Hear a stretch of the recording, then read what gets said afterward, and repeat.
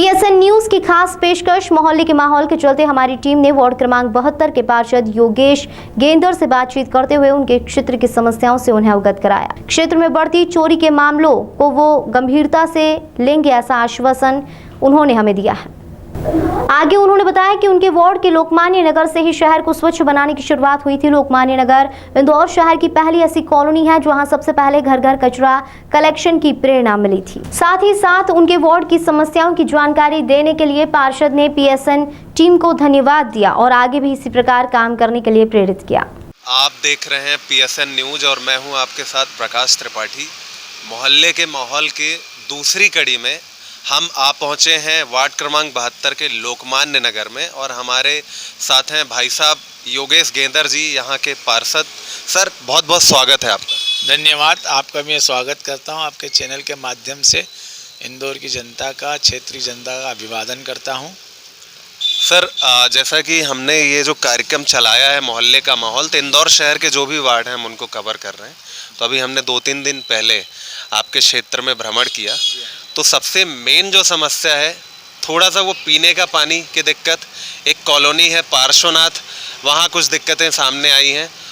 Sir, इस पर क्या कहना है? साथ ही साथ चोरियाँ बहुत हो रही हैं आपके क्षेत्र में, तो बताइए आप।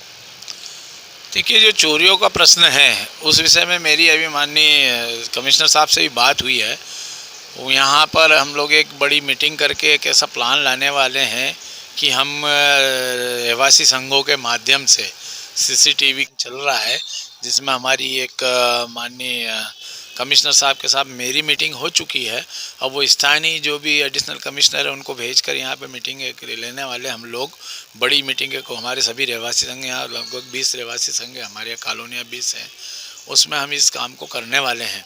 और जहाँ भी आवश्यकता होगी चौकी निर्मित करवाने की, तो हम चौकी का प्रयास कर रहे हैं कि कहीं 2-1 जगह ऐसी चौकियाँ भी हो जाए जिससे इन चोरी की घटनाओं पर थोड़ा लगाम लग सके।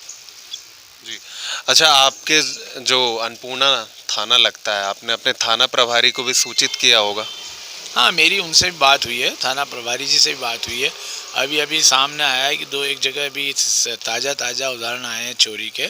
तो मेरी थाना प्रभारी जी से भी बात हुई है कि आपको कहीं बल की आवश्यकता तो आप बल बढ़ाइए। मेरे तरफ से भी लिख के दिया है कमिश्नर साहब को। अब चूँकि वो पुलिस प्रशासन का मामला है, नगर पालिका निगम से संबंधित, लेकिन अब हम जनप्रतिनिधि हैं, हम हर समस्या, अपनी समस्या होती है, सब लोग हमारी तरफ देखते हैं जनप्रतिनिधि के नाते। हम पूरे प्रयास में हैं, जहाँ भी जो भी आवश्यकता लगेगी हम उस प्रयास करके और उस घटनाओं पे लगाम लगाने की कोशिश कर। सोसाइटी रही है। और मेरे जहाँ तक पार्श्वनाथ नगर का भी आपने एक विषय उठाया था, अब चूँकि क्या हुआ है कि वो कॉलोनी जब भी बसी है, जिन लोगों ने बसाई है उसमें कुछ गड़बड़ियाँ हुई है। उस गड़बड़ी के कारण वहाँ की एक तो ड्रेनेज लाइन वाली सिस्टम को जो है ध्वस्त किया हुआ है, लोगों ने कवर किया हुआ अपने निजी रेलिंग बनाकर, बाउंड्री वॉल बनाकर। अब मेरा प्रयास है लोगों में जागरूकता लाकर वहाँ एक नई तरीके से नई लाइन डलवाने का। जो पार्किंग वाला व्यवस्था है, अब चूँकि वो कॉलोनी जब भी बसी है, जब भी उसका निर्माण हुआ है, उसमें कोई बड़ी एक त्रुटि हुई है जिसके कारण ये समस्या आई है। लोगों ने अपने घरों के सामने ग्रीनरी लगाई है तो वो सरकारी हिस्से में लगा दी है, जिसके कारण ये समस्या में उपलब्ध हुई है।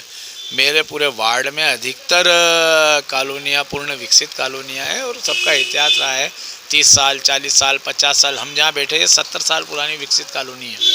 लेकिन आप इसमें जाएंगे, अभी देखेंगे तो आपकी जो नई कॉलोनियाँ हमारे इंदौर शहर में बनती है, उनमें भी इतनी सुविधाएं, इतनी फैसिलिटी नहीं है जो यहाँ है।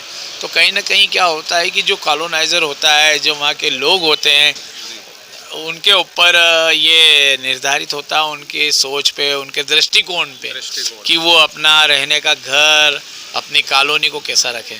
हम लोग अभी हमने वार्ड 81 में जाके विजिट किया। अभिषेक बबलू शर्मा जी का जो क्षेत्र है, वहाँ वरिष्ठ नागरिक मंच बनाया गया है, हालांकि शासन की योजना है। तो आपके यहाँ ऐसी कोई सुविधा है अभी कि नहीं? अभी जहाँ हम बैठे हैं लोकमान्य नगर में, यहाँ वरिष्ठ नागरिक मंच का एक कार्यालय भी है यहाँ पे। वहाँ पर अभी ये योजना जो है, हमारे लोकमान्य नगर एक ही ऐसी कॉलोनी है कि यहाँ सबसे कम समस्या आती है, क्योंकि जब इस कॉलोनी को प्लान किया गया था तो भविष्य के समय को देखते हुए इसको प्लान किया हुआ है। एकमात्र कॉलोनी ऐसी है कि यहाँ पोस्ट ऑफिस भी और रेलवे स्टेशन भी है, जो आपको बहुत कम कॉलोनी में देखने को मिलेगा। और यही कॉलोनी है जहाँ से घर घर कचरा कलेक्शन की प्रेरणा हमारे इंदौर शहर को मिली, और आज हम पूरे देश में उस चीज़ के लिए, स्वच्छता के लिए जाने जाते हैं, पहचाने। घर में साईं मंदिर है, साईं मंदिर के जो पुजारी जी हैं उनसे बातचीत करने पर हमें ये जानकारी मिली कि मंदिर का म्यूजिक सिस्टम ही चोरी हो गया, जिसकी कीमत बता रहे हैं वो करीब 25-27 हज़ार रुपये है। तो इस पर आपका क्या कहना है? अब ऐसा है कि वो घटना तो घटी है वहाँ पे, कोई असत्य नहीं कह रहे हैं वो, लेकिन क्या होता है कि अब मैंने उनसे जब निवेदन किया है कि अब कोई भी घटना वारदात हो जाती है तो उसकी सूचना पुलिस को हमको देना चाहिए, पुलिस में उसकी रिपोर्ट कराना चाहिए, ताकि उस घटना की जांच होकर और संबंधित चोरी जो भी है, जो लोगों ने उस घटना को अंजाम दिया, उन तक पुलिस पहुंच सके और कार्रवाई हो जाए। जब एक दो लोगों पर कार्रवाई होना चालू हो जाएगी तो इन घटनाओं पे विराम लग सकता है। अब चूँकि अब वो पंडित जी को जाना चाहिए था, रिपोर्ट करानी चाहिए थी, उन्होंने उस दिशा में कुछ ध्यान दिया नहीं है। अब मैं मेरे स्तर पे जाके रिपोर्ट करा नहीं सकता हूँ। वारदात स्थल पे जो लोग हैं, जो प्रभावित लोग हैं, वो जाके या तो रहवासी संघ उसकी रिपोर्ट करता है या पुजारी जी उसकी रिपोर्ट करते हैं। वो हुई नहीं है, होगी तो मैं अब निजी स्तर पे अभी वहाँ के कैमरे भी चेक करवाने की कोशिश करेंगे, लेकिन चोर को तो जब भी पकड़ा जा सकता है जब उसकी रिपोर्ट होगी, तो उस पर कार्रवाई भी होगी और ऐसी घटनाओं की पुनरावृत्ति पर रोक लगेगी। यही करियर के बारे में भी संक्षेप में बताइए। कि मेरे छात्र जीवन से मेरा राजनीतिक मैंने चालू किया था, चूँकि मैं कहीं और से परिवार से यहाँ आया हूँ। मैंने 2009 में चुनाव लड़ा, 2015 में चुनाव लड़ा और अभी 2021-22 में भी चुनाव लड़के और मैं आपके सामने पार्षद हूँ। जन सेवा के लिए ही राजनीति का माध्यम मैंने चुना। राजनीति में मेरे पिताजी को प्रेरणा मानकर मैं इस राजनीति में आया और उन्होंने हमेशा सिखाया था कि किसी गरीब के चेहरे पे जिस दिन आप मुस्कान लिया होगे, खुशी लिया होगे, तो आपका नेता होना सार्थक होगा या राजनीति में आना सार्थक होगा। और मैं उसी ध्येय वाक्य को लेकर आज तक चलता आया हूँ और मेरा प्रयास रहता है कि मैं ज़्यादा कुछ नहीं कर सकूं तो किसी ऐसे रहे। प्रकाश पटेल जी ने भी दिया है कि हम लोग समिति बना के, रहवासी जो हैं जब तक वो स्टैंड नहीं लेंगे, साथ में उन्होंने ये भी कहा है कि थाना प्रभारी, पुलिस प्रशासन की भी जिम्मेदारी बनती है कि लोगों से वो मिलते जुलते रहें, महीने में 1-2 मीटिंग करें। इस पर आपका क्या कहना है? बिल्कुल, मैंने अभी आपसे पहले निवेदन किया था कि मैंने कमिश्नर साहब से जब मेरी इस विषय पर लेके बात हुई, मीटिंग हुई थी, उन्होंने भी निर्देशित किया है संबंधित अधिकारियों को कि आप समय पे जाकर वहाँ मोहल्ला समिति, रहवासी संघों से इन विषय पे अपने विचार विमर्श करें और जो कोई ऐसी गतिविधियाँ वहाँ चल रही है। इसके अतिरिक्त अलग अलग दलों में मैंने काम किया है, लेकिन मेरा ध्येय जनसेवा रहा है और हमेशा जनसेवक के रूप में कार्य करने की मेरी प्रबल इच्छा है। पार्षद रहूँ या ना रहूँ, भविष्य में राजनीति में रहूँ ना रहूँ, लेकिन समाज सेवा और जनसेवा जीवन भर करता रहूँगा। हमारी तरफ से बहुत शुभकामनाएं आपको, साथ ही आप ऐसे ही जनता की सेवा करते रहें। बहुत बहुत धन्यवाद। मैं आप लोगों से एक निवेदन करूंगा, आप समय समय पे आप लोग हमको जागरूक बनाते रहे।